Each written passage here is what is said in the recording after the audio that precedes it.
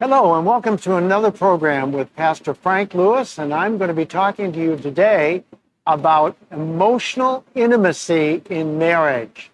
And I'm going to be talking to you about an extension. There's rewards for emotional healing in marriage that I've already talked to you about. I'm now going to be talking to you about the greatest reward, the best thing that can happen to you in your marriage, which is emotional intimacy. I'm going to be talking about emotional intimacy. What is it? How do you get it? How do you build it? And all different aspects of emotional intimacy. When you get enough emotional healing, you can actually have emotional intimacy in your marriage. And it's one of the main reasons that you'll want to really work at getting emotionally healed. And it's going to give you a motivation for emotional healing that hopefully will get you going and get you into a place where you're going to want to have emotional healing for you to have the marriage that you've always wanted. And so God created us all with a need for emotional healing. And we need to have that with each other, but particularly in marriage, because marriage is supposed to be a God-centered relationship. And so it's very, very important to have emotional intimacy. And emotional intimacy is defined as the deep sense of communication, trust, and emotional safety that allows two people to feel known, valued, and understood by the other person. That's a very big statement, because most people in marriage don't ever get to have emotional intimacy because they don't know what it is, they don't know how to get it, and they're not emotionally healed enough to get it. You know, emotional intimacy is brings people closer. So you have a closer relationship. Physical intimacy brings bodies closer, but there's something different than having bodies being close.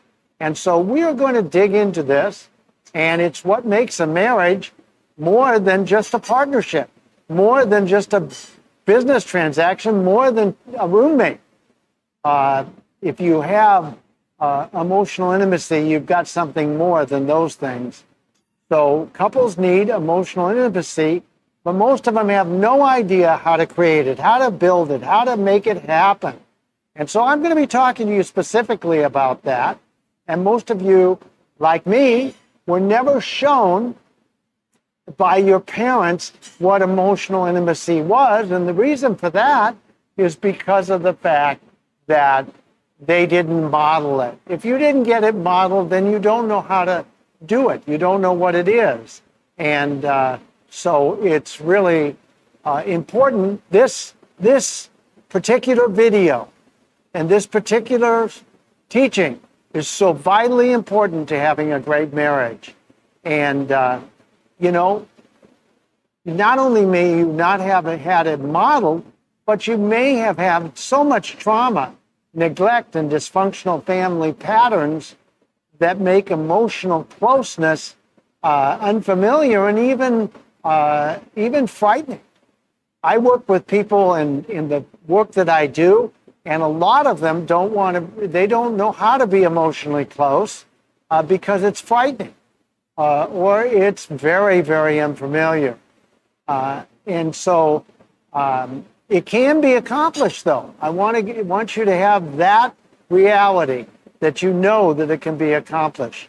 But to get it done, to be able to create emotional intimacy, you have to be committed to a set of intentional behaviors, mutual practices, and daily choices that make building a strong emotional foundation a part of your everyday and certainly every week situation. So what I'm going to share with you today will explore what emotional intimacy is, why it matters, and how the concrete steps of how you're going to create it. How are you going to make it so that you can build it up? You can have this amazing result, and you can be even protect it. But before I do that, I want to tell you about the book that I wrote called The Key. It is the key to emotional healing. And it is a book that I wrote that will help you to know how to be able to get emotionally healed. And so it's called The Key. You can get it on Amazon. And it's vital for you to have this book because it's going to help you to get emotionally healed so you can have this kind of a marriage. I also have a YouTube channel in which I have 21 videos. This will be the 22nd one on marriage, marriage videos. And it's also parenting videos, and I have some testimonies. And the YouTube channel is called Fortifying Families 4. Fortifying Families 4. And you'll see when you hit playlist, the testimonies, the videos for marriage, and the videos for parenting. And so we're going to continue now dealing and diving into a clearer and better understanding of what emotional intimacy is. It happens when you are fully known and totally accepted by your spouse. Imagine that, fully known and totally accepted. I think that's what Adam and Eve had in the garden before the fall. It's a deep and secure emotional closeness that grows when marriage partners feel safe enough to share their inner world, how they feel, what they think, and their fears, their hopes, their wounds, their needs, their emotional needs. Can you imagine that? Emotional needs without fear of judgment, rejection, and criticism. You can't be critical. You can't be judgmental and have emotional intimacy. It's just not going to work. It's got to have safety, and it includes, and this is the foundation pieces of emotional intimacy or vulnerability. You got to be able to be vulnerable. If you're not vulnerable, you're not going to have emotional intimacy. You're not going to be known fully. You're not going to be feel safe if you are not vulnerable. Because if you're not vulnerable, then your spouse is not going to be vulnerable. So you have to be able to share your true feelings without hiding or pretending or faking. You just got to be able to do that. And you got to have emotional safety. That's the rock foundation. Vulnerability, and then you got to be safe to share. You've got to know that your emotions will be respected by your spouse, not used against you. You don't want your emotions used against you by your spouse. That's not a good thing. You've got to have some empathy. You're not going to have empathy unless you have emotional healing. And so you have to have understanding, and you must have caring by your spouse. Your spouse has to be caring, and there has to be a connection. You got to feel emotionally bonded. Now, this isn't going to take place overnight. I'm not suggesting that it's going to be intentional. You're going to have to work at this, but you're going to have to work at creating an emotional bond, a love bond. That's what the behavioral scientists and psychologists call it, a love bond. And you got to be bonded, not a fear bond. You don't want to be bonded in fear. You want to be bonded in love. And you have to have trust. Trust is the action, believing your spouse is emotionally reliable and present and safe. You got to have trust. You got to build trust. If you don't have trust with your spouse, I didn't have trust with my spouse, but I tried to build it, didn't do a very good job because she was so wounded and I was still messed up. But I certainly know you got to have trust. And emotional intimacy is not built if you criticize, if you judge. It's just not going to be built. It depends. It deepens through daily interaction, gentle, not forceful, gentle conversations, shared experiences, and you've got to have consistent practice. You got to be practicing this. This is not something that's just going to come to you. And you have to care for your spouse's heart. You got to care for your spouse's heart. That's why trust is so critically important, because you can't care.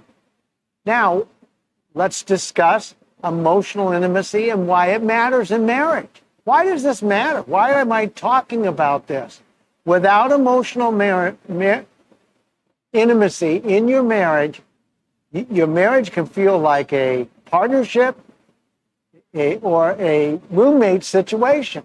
You don't want a partner and you don't want a roommate. You want a spouse that's emotionally bonded and connected. Your house functions. You can have a roommate situation. You can have a business arrangement or a partnership. But if you do, you can have that, and your bills will be paid. You raise your children, and you can have no emotional bonding, but you won't have any life-giving results in your marriage. You won't have, spontaneity. You won't have the kind of things that emotional intimacy brings. You'll feel disconnected, lonely, and misunderstood.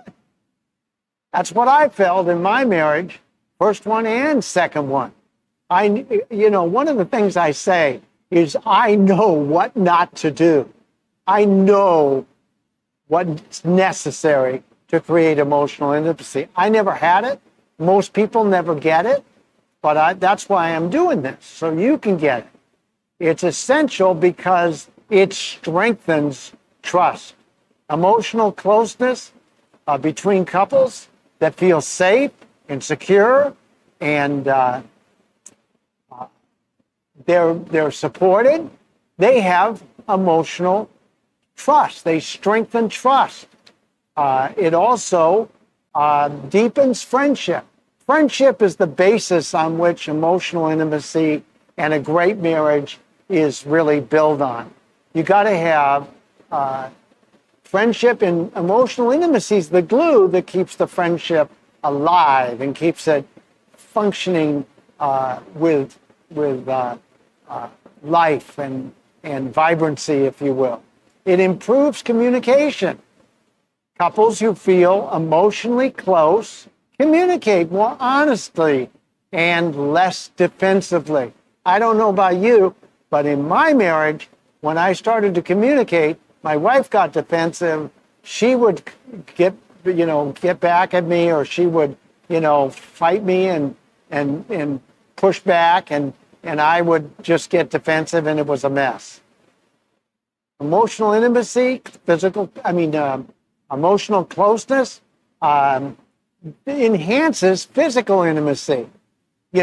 You can have a much better sexual relationship when you're emotionally close, when you have trust and you have this kind of relationship that is alive. You're going to have a much better sexual relationship. Emotional intimacy protects your marriage from resentment and disconnection. You don't want disconnection. Disconnection means you're going to get lonely, you're going to be roommates, it's not going to work well. So lack of emotional intimacy is one of the main reasons. Lack of emotional intimacy is one of the main reasons that couples drift apart. And emotional intimacy reduces conflict. You're not going to have as much conflict when you're emotionally close, when you can be known at a deep level, when you can be appreciated for your emotions and for who you are. Like I said, it's what Adam and Eve had, that perfect relationship before they disobey God. And so that's what we're trying to get here is you're going to resolve your issues much more calmly and respectfully. That's why emotional intimacy matters. You're going to do something that mirrors God's design for marriage. God designed a marriage to be emotionally close.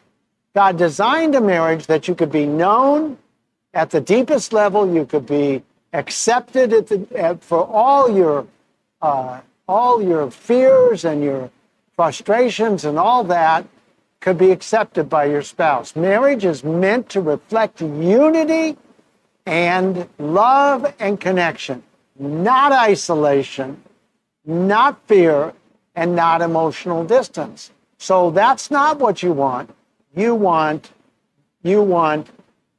unity. You got to be unified. You and your spouse need to be unified. You need to be on the same page, working together. So what we need to talk for a minute about what destroys emotional intimacy so that we can see how you build it. Because you probably never had emotional intimacy. I believe that most couples never get there, and they don't even know what they're missing. But what destroys it is criticism and judgment. Attacking your spouse, character, that's what my wife did to me, and I sometimes did that to her. Attacking your spouse's character creates fear and shuts down understanding. Boy, you're not going to be understood if you're going to attack your spouse's character. If you emotionally withdraw, that was one of the big things my wife who was in heaven did. Oh my gosh, she would emotionally withdraw.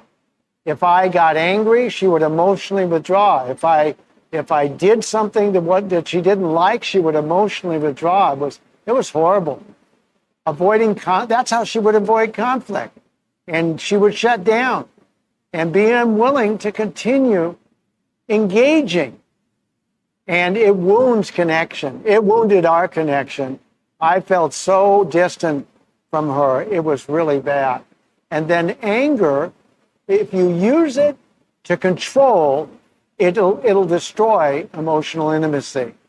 Explosive anger or silent anger creates emotional danger. It creates emotional danger. In other words, who's going to share with a spouse that's explosive anger or silent anger? My wife was silently angry. It's called passive aggressive. And so it's if you don't resolve some of these anger issues, you're going to have a problem trying to be emotionally intimate. Unresolved conflict. I've told you over and over and over again, if you don't get resolution to your childhood wounds, you're going to have unresolved conflict. You're going to have conflict, and it's going to be unresolved because you won't want to talk about it. So it will cause emotional walls to go up. And you don't want emotional walls. My wife would put up emotional walls all the time, and it was really bad. It'll also, if you have lack of empathy, if you can't get into your spouse's shoes, if you can't walk with them in what they're going through, you're going to destroy emotional intimacy. When your partners cannot understand, your partner can't understand your emotions, it will cause you to end up not being available. I wasn't available. I just walked away.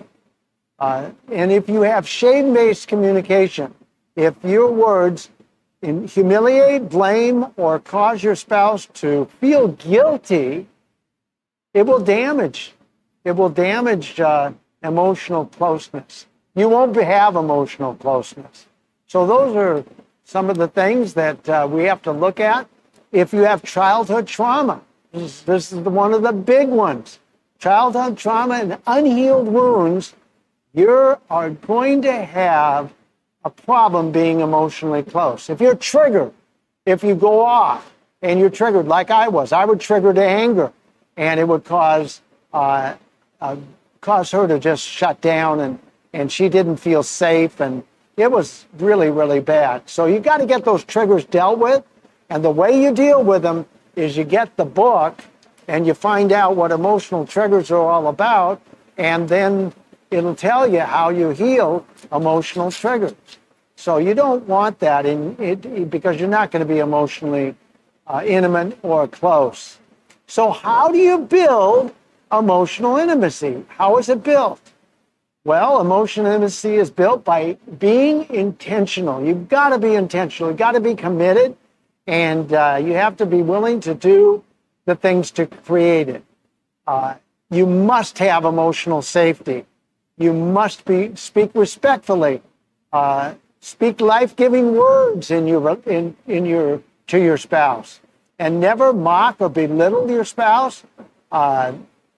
Validate. You know, when your spouse tells you how they're feeling, validate. You reflect back. You say back to her what she just said, or back to him what your spouse just said, and then you validate it. You say, "I'm so sorry you're going through that. It sounds like it's a very difficult time. I'm so, that you didn't deserve that." Those kind of words. And you've got to really practice vulnerability. You got to practice sharing the real truth, who you really are with your spouse. You can't end up building emotional intimacy if you can't share who you really are, in your deepest fears, concerns, frustrations, all those kinds of things. And your dreams, your goals, and your visions, what you want. You learn to listen with your heart, not just your ears. You learn to listen with your heart. Good listening is the foundation of emotional intimacy. You listen to understand. You don't want to respond or defend. No, you listen to understand your spouse. You ask open-ended questions, gently, and not forcefully. You reflect back what you hear. I just said that. You reflect back what you hear, and you give your partner your full attention. You don't, answer the phone. You give your partner, you look her in the eye or him in the eye. You give your spouse your full attention. You got to be present. If you're not present, you won't have emotional intimacy. And and when your spouse knows they've heard, here's what you get is the reward for listening. When your spouse knows they've been heard because you've reflected back and you've been intentionally listening and you've validated them, they're going to know they're loved. And that's going to be good because that's going to build emotional intimacy. You've got to validate your spouse even though you disagree with them. You're not there. You're building emotional intimacy. You're not trying to be right. If you're trying to be right, you're not going to have emotional intimacy. Validation doesn't mean agreement. It just means acknowledgement. You acknowledge that what they said. You acknowledge what they said. You say, I'm so sorry you're going through that. To build it, you've got to engage in meaningful conversations frequently. You've got to be discussing your dreams, your visions, your hopes. You've got to have weekly check-ins. It's a very good idea to check in weekly. Share your heart, not just what you're thinking. Share your heart. It's very, very important. Now, one of the things you got to do is you got to repair. When you have a fight, when you have a conflict, you got to repair it quickly. All couples will end up having will have fights. They will have triggers. So you got to apologize sincerely. You got to own your mistakes. You've got to try to understand your spouse's perception of how they're perceiving the situation. You got to repair relationships quickly. Your relationship rupture. You got to repair your relationship rupture. So what happens? Will spiritual togetherness and working together spiritually help emotional intimacy. You better believe it will. So you want to pray together. You want to discuss what God's doing in your life. You want to read the Bible together. You want to encourage each other in your spiritual walk. You want to pray and seek help from God in conflict resolution. So God tells you, you end up having a better result. So emotional intimacy requires effort. You have to be intentionally listening, mirroring, and validating. You have to be reflecting and be, telling your whole self. Be vulnerable. Be emotionally intimate. Like emotional intimacy is like a garden. It's got to be watered by attention, watered by being present. It's vitally important. And so if you've lost it or never had emotional intimacy, you've got to end up being intentional. You've got to really work at it. And if you need to rebuild it, it requires conversations, honest conversations, willingness to face unresolved pain, rebuilding safety and trust. Where you choose to be emotionally healed, your marriage will grow. And emotional intimacy reflects God's plan. So God created marriage not only for companionship, but for emotional intimacy. So emotional intimacy is critical. Unity in the Spirit. You're going to have unity and sacrificial love like Jesus. Grace that heals weakness. You are going to have an opportunity to have what you've always wanted. This is how you get the marriage that is heaven on earth, is through emotional intimacy. God designed your marriage and designed all marriages so you could have this incredible emotional intimacy that's going to give you life and life more abundantly in your marriage. You're going to have a marriage that's actually it's like heaven on earth. If you will just make up your mind that you will pay the price for emotional intimacy, you will be loved